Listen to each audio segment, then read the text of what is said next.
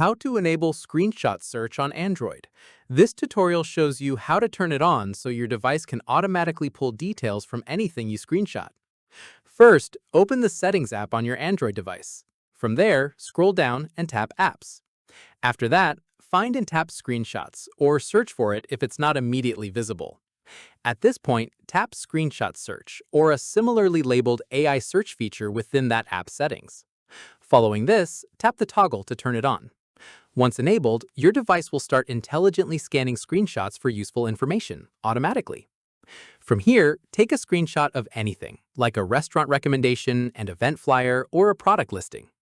At this stage, open that screenshot from your gallery or notification. Following this, look for a search or ask option that appears alongside the image. From here, tap it to get relevant details pulled directly from what's in the screenshot, like location info, reviews, or related links.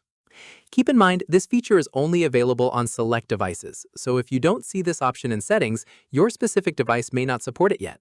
That's how you enable screenshot search on Android. If this helped, drop a like, subscribe for more Android tutorials, and hit the bell so you don't miss the next one. Catch you then.